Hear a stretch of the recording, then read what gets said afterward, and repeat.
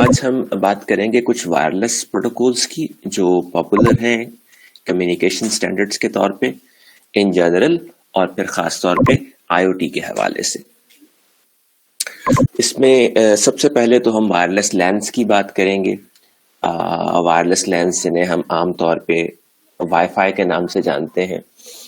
It is 802.11 standard from IEEE، لیکن اسے عام طور پہ جب آپ مارکیٹ میں جا کے دیکھتے ہیں تو آپ کو عام طور پہ وائی فائی کے نام سے ملتا ہے.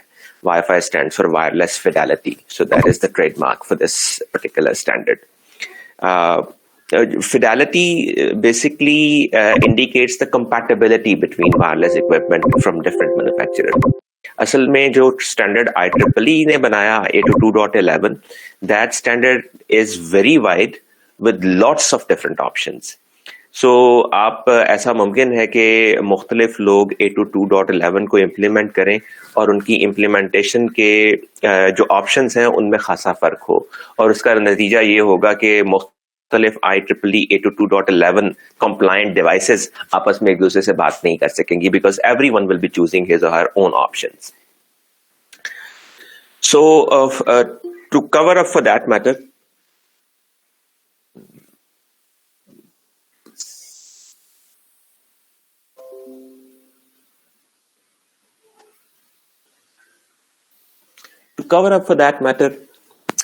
basically Wi-Fi Alliance وجود میں آیا. Wi-Fi Alliance is a non-profit organization that does the compatibility testing. سو آپ یوں کہہ لیں کہ جو اسٹینڈرڈائز چیزیں ہیں 802.11 کی، اس کے اندر سے کیا چیزیں کس سینس میں امپلیمنٹ کرنی ہیں، یہ ساری چیزیں پھر وائی فائی الائنس نے ٹیک اپ کر لی، اور وائی فائی الائنس ہی طے کرتا ہے ان چیزوں کو.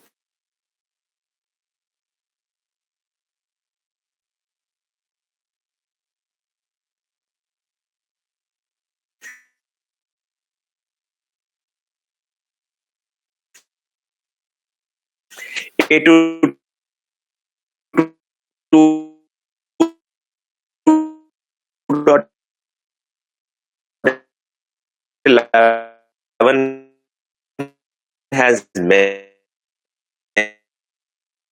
many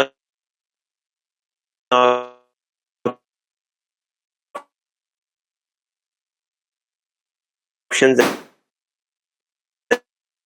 and it is possible for two equipment based on 802.11 to be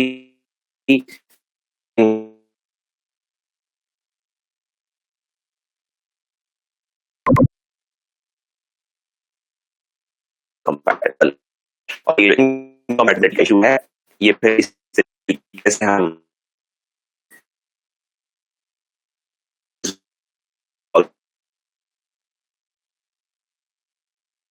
کرتے ہیں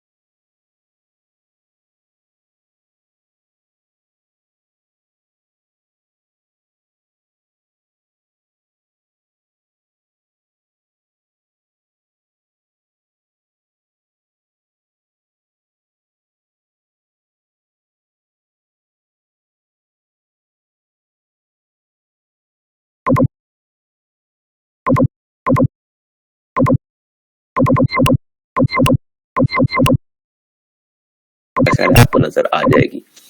جی سر اب ہو رہی ہے. اس کے علاوہ میں یہ کرتا ہوں کہ میں اسے ذرا کلاس روم میں اپلوڈ کر دیتا ہوں ان سلائڈس کو، آپ انہیں وہاں سے ڈاؤن لوڈ بھی کر لیں تاکہ آپ کے پاس لوکل کاپی ہو.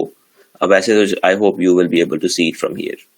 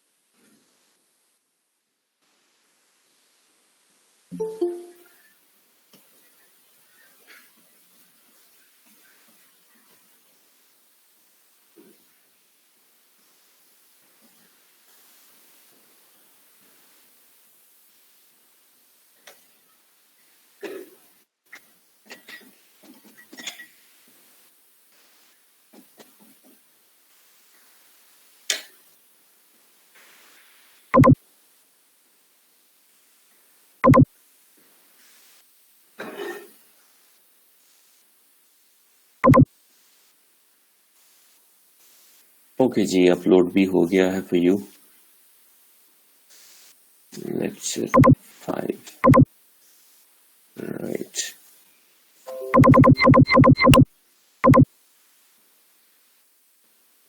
اوکے جی، تو ابھی آپ کو نظر آ رہا ہے؟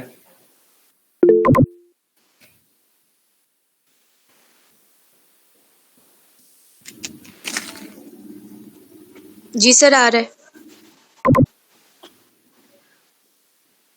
اوکے، سو ہم نے تھوڑا سا بیک گراؤنڈ میں بات کی ہے IEEE 802.11 کی، جسے ہم وائی فائی کے نام سے جانتے ہیں، اور دا ریزنس کہ ہم اسے وائی فائی کہتے ہیں یہ بات ہم نے کی ہے. تھوڑی سی نمبرنگ کے بارے میں بات کی ہے. نمبرنگ کے بارے میں بھی اب تھوڑی سی آگاہی رکھتے ہوں گے کہ 802.3 جو ہے وہ ایتھرنیٹ اسٹینڈرڈ ہے، 802.11 جو ہے وہ وائی فائی ہے، اور 802.16 جو ہے وہ وائی میکس ہے. اور اس کے علاوہ کچھ جنیرک نیمز اور ہیں، جیسے 802.1 جو ہے وہ برجنگ اور مینجمنٹ کے پرنسپلس کو اسپیسیفائی کرتا ہے.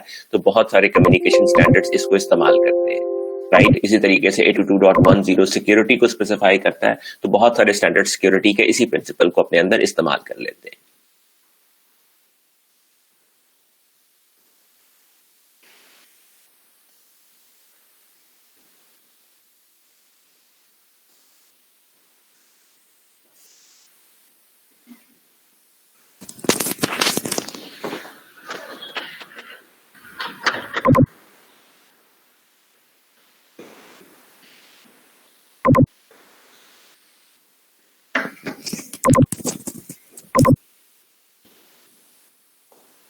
اوکے، اب IEEE آپ کو جب کوئی پرابلم ہو ویزیبلٹی کا، یا آپ کو کوئی سوال پوچھنا ہو، تو آپ انمیوٹ کر کے پوچھ سکتے ہیں، رائٹ.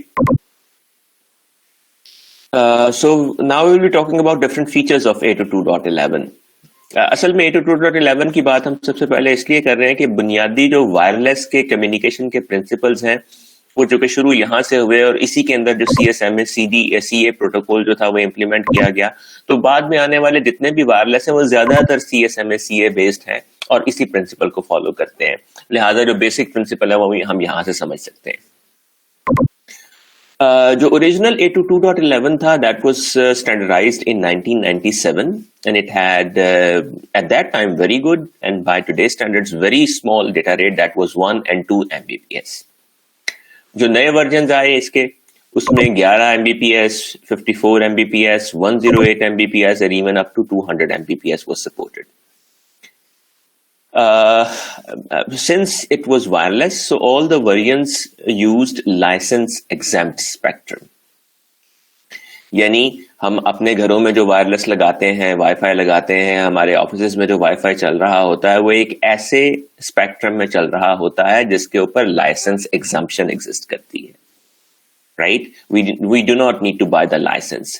سیلولر جو کمیونیکیشن ہے ساری وہ ظاہر لائسنسڈ بینڈ کے اندر ہوتی ہے، اور مختلف کمپنیز، جیسے آپ نے مختلف اوقات میں سنا ہوگا کہ آکشنز کے ذریعے بینڈز جو ہیں ان کی سیلنگ ہوتی ہے، اور مختلف کمپنیز اس کے رائٹس جو ہیں اس کو پرچیز کرتی ہیں. لیکن جو وائرلیس ہے، وائی فائی ہے، اس کے لیے جو بینڈز استعمال کیے جاتے ہیں وہ گھروں کے اندر، آفسز کے اندر ہم انہیں پرچیز نہیں کرتے. Those are license exempt band. عام طور پہ ہم انہیں ISM بینڈس بھی کہتے ہیں، industrial scientific and medical band. Need way to share spectrum among multiple users and multiple lands.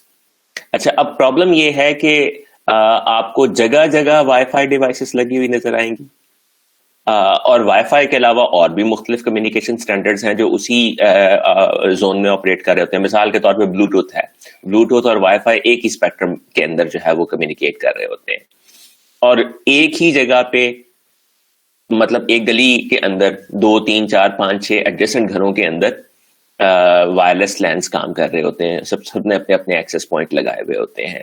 سو چونکہ سبھی ایک ہی بینڈ کے اندر کمیونیکیٹ کرنے کی کیپیبلٹی رکھتے ہیں, لہٰذا ہمیں اس اسپیکٹرم کو مینیج کرنے کی صلاحیت بھی ان ڈیوائسز کے اندر, ان اسپیسیفکیشنز یا ان اسٹینڈرڈس کے اندر ڈالنی پڑتی ہے. وی کال اٹ اسپریڈ اسپیکٹرم. اس میں ہمارے پاس مختلف اسکیمز ہوتی ہیں فزیکل لیئر پہ. مثال کے طور پہ ڈائریکٹ سیکوینس اسپیکٹرم ہے یا فریکوینسی ہاپنگ اسپریڈ اسپیکٹرم ہے. ٹھیک ہے, ڈائریکٹ سیکوینس اسپریڈ اسپیکٹرم میں عام طور پہ پاور کو کنٹرول کر کے ان چیزوں کو مینیج کیا جاتا ہے, جبکہ فریکوینسی ہاپنگ کے اندر آپ ایک بینڈ کی فریکوینسی کو مختلف سلائسز میں ڈیوائڈ کرتے ہیں اور آپ فریکوینسی شفٹ کرتے رہتے ہیں for the sake of sharing. The details of the physical layer will remain beyond us. ہم فزیکل لیئر کو زیادہ ڈیٹیل میں ٹچ نہیں کریں گے. اس کے علاوہ ایک تیسری فزیکل لیئر جو تھی وہ انفراریڈ بیس تھی, جو اب یوز نہیں ہوتی, وہ بنیادی طور پہ لائٹ کے اوپر بیس تھی. انفراریڈ از سم تھنگ جو عام طور پہ گھروں کے ٹی وی ریموٹس کے اندر استعمال ہوتا ہے, and it is light based communication. اس کے علاوہ 802.11 کے اندر ملٹیپل پرائرٹیز رکھی گئی تھیں ٹریفک کے لیے. اب یہ شارٹلی ہم دیکھیں گے کہ وہ پرائرٹیز کیسے امپلیمنٹ ہوتی ہیں. Sports time critical and data traffic, generic data traffic جیسے ہم بیسٹ ایفرٹ ٹریفک کہتے ہیں, اور ٹائم کریٹیکل ٹریفک جو ٹائم کانسٹرینٹس ڈیمانڈ کرتی ہے. دونوں قسم کی ٹریفک کی سپورٹ اس کے اندر موجود تھی. And power management allows a node to doze off. In general power management ایک اہم ایسپیکٹ رہتا ہے وائرلیس کمیونیکیشن کے اندر. عام طور پہ ہم یہ کہہ سکتے ہیں کہ جو ہمارے گھروں میں وائرلیس لینس کے ایکسس پوائنٹس لگے ہوتے ہیں وہ تو بیٹری پاورڈ نہیں ہوتے, وہ تو ساکٹ پاورڈ ہوتے ہیں, تو اس میں پاور مینجمنٹ اتنا بڑا ایشو نہیں ہوتا. ادر دین دس کہ ظاہر ہے ہم پاور کنزمپشن کو ہمیشہ بہتر سے بہتر کرنا چاہتے ہیں, لیکن کانسٹرینٹس اس طرح سے ایگزسٹ نہیں کرتے. لیکن جو بیٹری پاورڈ ڈیوائسز ہوتی ہیں اس میں پاور مینجمنٹ بہت کریٹیکل ایشو ہوتا ہے, کیونکہ اگر پاور مینجمنٹ اچھی ہے تو اٹ از پاسبل کہ ایک ڈیوائس سال ہر سال چلتی رہے, اور اگر پاور مینجمنٹ اچھی نہیں ہے تو ممکن ہے کہ چند دنوں کے اندر اس کی بیٹری ڈپلیٹ ہو جائے. So I just talked about the ISM bands which are basically license exempt band. پوری دنیا کے اندر عام طور پہ یہ بینڈز جو ہیں ان کے اوپر لائسنس ایگزمپشن ایگزسٹ کرتی ہے. آپ ڈیوائسز بنا کے اس بینڈ کے اندر فریلی کمیونیکیٹ کر سکتے ہیں. اسے عام طور پہ industrial, scientific and medical band کہا جاتا ہے. اگرچہ لازمی نہیں ہے کہ آپ کی اپلیکیشنز یہیں تک محدود ہو. ظاہر ہے ہوم یوز کے اندر ہم کوئی انڈسٹریل, سائنٹیفک یا میڈیکل اپلیکیشن نہیں چلا رہے ہوتے, لیکن شروع میں جب یہ بینڈز جو تھے ان کو اویلیبل کیا گیا تھا تو یہ پرپزز تھے, تو نامنکلیچر یہی بن گئی کہ ہم انہیں ISM بینڈز کہتے ہیں. دنیا کے مختلف حصوں کے اندر مختلف فریکوینسیز ہیں جو اس کے لیے ایلوکیٹ کی گئی ہیں. امریکہ کے اندر, یورپ کے اندر, ریسٹ آف دا ورلڈ کے اندر اس میں تھوڑا فرق ہو سکتا ہے, لیکن پوری دنیا میں جو دو پرٹیکولر بینڈ سب سے زیادہ کامن ہیں, سب سے زیادہ پاپولر ہیں, وہ ایک 2.4 گیگا ہرٹز ہے, جو 2.4 گیگا ہرٹز سے شروع ہو کے 2.5 گیگا ہرٹز تک جاتا ہے, and it basically has the bandwidth of 100 megahertz 2.4 سے 2.5 تک. یہ پوری دنیا میں اسٹینڈرڈائزڈ ہے, استعمال ہوتا ہے, اور زیادہ تر وائی فائی ڈیوائسز جو ابھی ہمارے پاس دستیاب ہیں وہ اسی بینڈ میں کمیونیکیٹ کر رہی ہیں. اس کے علاوہ 5.725 سے لے کر 5.875 تک ہمارے پاس 150 میگا ہرٹز کا بینڈ اویلیبل ہے, یہ بھی پوری دنیا میں استعمال ہوتا ہے. تو یہ شروع میں جو آپ کو بینڈز نظر آ رہے ہیں 30 کلو ہرٹز, 14 کلو ہرٹز, 326 کلو ہرٹز, پھر 40 کلو ہرٹز, پھر 1.74 میگا ہرٹز. تو مطلب شروع میں جو بینڈ شروع ہوئے تھے those are very very small bands.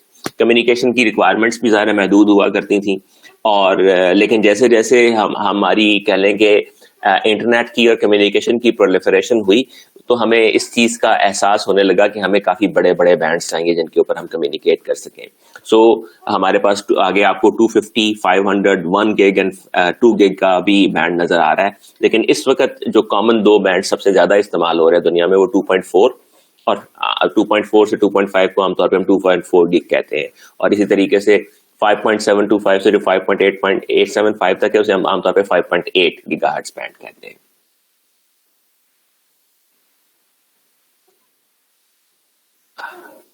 جو فزیکل لیئر ہے IEEE 802.11 کی, obviously یہ ایوالو ہوتی رہی. اس کا پہلا ورژن جیسے ابھی ہم نے پہلے کہا کہ 1997 میں آیا, includes MAC layer and 3 physical layer specifications, 2 in 2.4 gigahertz band and 1 in infrared. اور ان کی آپریشنل کیپیسٹی جو تھی وہ بڑی محدود تھی, 1 سے 2 میگا بٹس پر سیکنڈ تک کا ڈیٹا ریٹ یہ سپورٹ کرتے تھے, اور اب یہ ظاہر ہے استعمال میں نہیں ہے. اس میں پھر جو ماڈیفکیشنز آئیں, IEEE 802.11a آیا 1999 میں, جو کہ 5 گیگا ہرٹز بینڈ پہ کمیونیکیٹ کر رہا تھا, and it divided the channels into 20 megahertz. So اس میں یعنی جو رینج ہمیں اویلیبل تھی that was about 150 megahertz. تو عام طور پہ جو ایک ڈیوائس کمیونیکیٹ کرتی تھی وہ 20 megahertz کا ایک چینل یوز کرتی تھی, اور جب ملٹیپل ڈیوائسز ایک جگہ پہ کنیکٹ ہوتی ہیں تو ان کو آپس میں یہ کمیونیکیشن کرنے کے قابل ہونا ہوتا ہے کہ کون سی ڈیوائس کون سا چینل استعمال کر رہی ہے اور کون سا چینل دستیاب ہے. آپ نے اگر کبھی ایکسس پوائنٹ کی سیٹنگز میں جا کے دیکھا ہو تو اس میں چینلز کی آپشن ہوتی ہے, آپ مینولی بھی چینل چوز کر سکتے ہیں, 1 2 3 4 5 6 7 8 اس طریقے سے چینلز اس میں لسٹڈ ہوتے ہیں. So this one 802.11a supported up to 54 megabits per second, and it used OFDM as modulation. OFDM stands for orthogonal frequency division modulation. It was a very advanced technique of modulation. Modulation کے بارے میں تھوڑا بہت آپ کو پتا ہے? Have you heard this term before, modulation?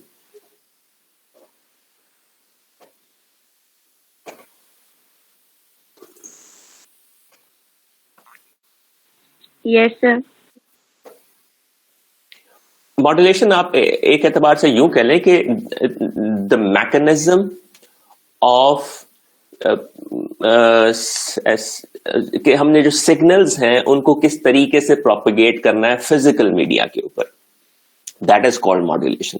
جیسے 1 ہے 0 ہے تو وہ لائک اس میں ہم فریکوینسی ڈومین میں کام کر رہے ہوں گے, ٹائم ڈومین میں کام کر رہے ہوں گے, فیز ڈومین میں کام کر رہے ہوں گے, سگنل کے مختلف کریکٹرسٹکس کو استعمال کرتے ہوئے اس بات کو انشور کرنا کہ ہمارے جو ڈیٹا ہے وہ ربسٹ انداز میں پروپیگیٹ ہو سکے. تو جو OFDM تھی it was very robust to errors.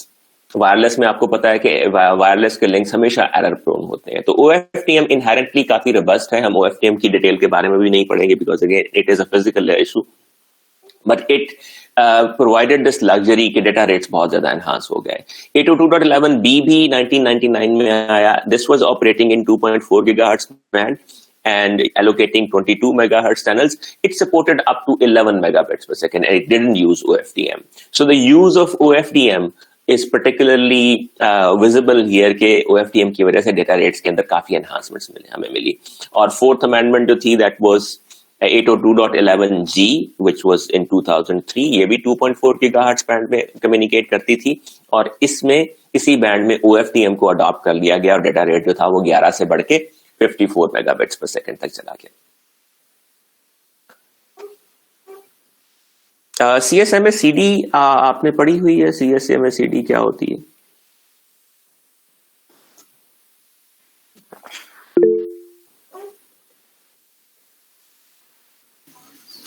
نو سر, نہیں پڑھی ہوئی. سر یہ پڑھا ہوا ہے. اوکے. جو ایتھرنیٹ کے اندر کمیونیکیشن کے لیے پروٹوکول استعمال ہوتا ہے اسے ہم CSMA-CD کہتے ہیں, carrier sense multiple access with collision detection. Basically ہوتا کیا ہے کہ جب بھی کسی نوڈ نے ایک وائرڈ میڈیم کے اندر کمیونیکیٹ کرنا ہوتا ہے تو وہ ظاہر ہے ایک وائر کے ذریعے کنیکٹ ہوتی ہے وہ نوڈ میڈیم کے ساتھ. تو سب سے پہلے یعنی آپ یوں کہہ لیں کہ ہر وقت ایک کیریئر جو ہے وہ آپ کے میڈیا کے اوپر موو کر رہی ہوتی ہے, رائٹ. وہ کیریئر یہ بتا رہی ہوتی ہے کہ ڈیٹا کوئی ٹریول کر رہا ہے کہ نہیں کر رہا. سو بیسکلی جب کوئی نوڈ کمیونیکیٹ کرنا چاہتی ہے تو پہلے وہ یہ دیکھتی ہے کہ کیا میڈیم فری ہے یا بزی ہے. سو اسے ہم کہتے ہیں کیریئر سینس.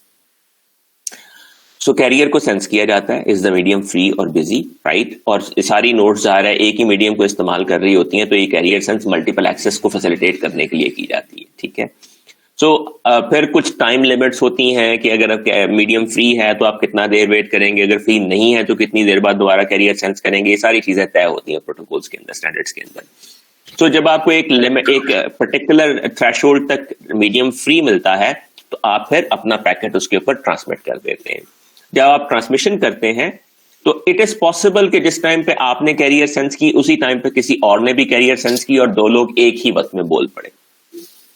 تو جب دو لوگ ایک ہی وقت میں اپنا ڈیٹا ٹرانسمٹ کر دیں گے تو پھر کولیجن ہوگی, اور جو کولیجن ہوگی اس کا افیکٹ سگنلز جو ہیں وہ ڈیٹیریٹڈ شیپ کے اندر ہر طرف پروپیگیٹ ہوں گے, تو جو بھیجنے والا ہے اس تک بھی وہ ڈیٹیریوریٹڈ سگنل پہنچیں گے, کیونکہ وہ انتظار کرتا رہے گا اس کے اوپر کہ کولیجن تو نہیں ہوتی.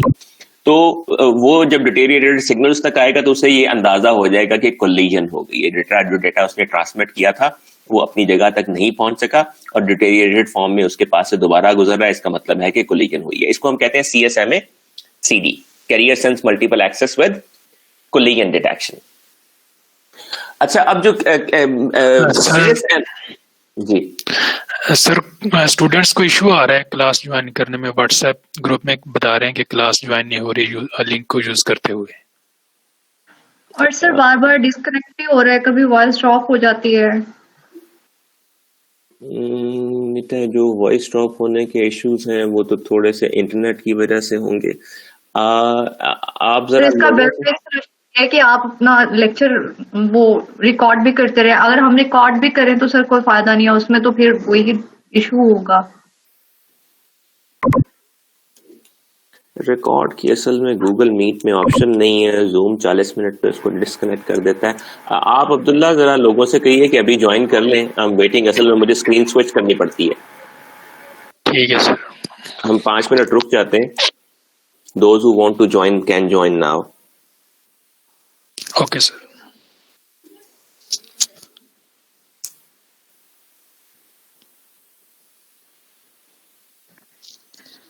اسکرین ریکارڈنگ کے کافی سارے سافٹ ویئر ہیں, ان میں سے کوئی اسکرین ریکارڈر اگر لیکچر ریکارڈ ہو جائے تو,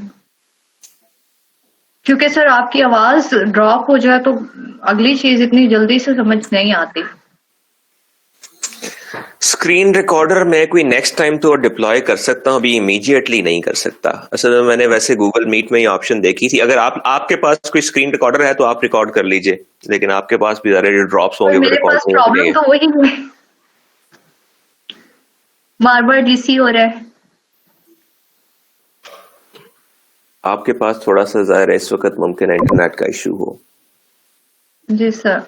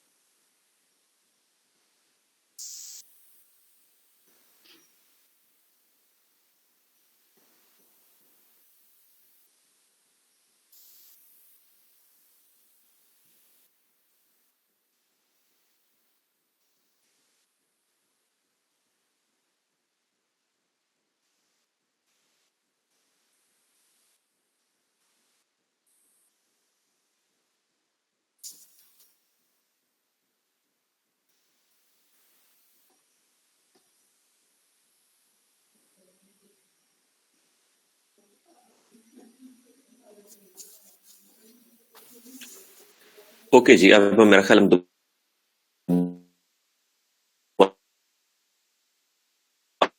دوبارہ شروع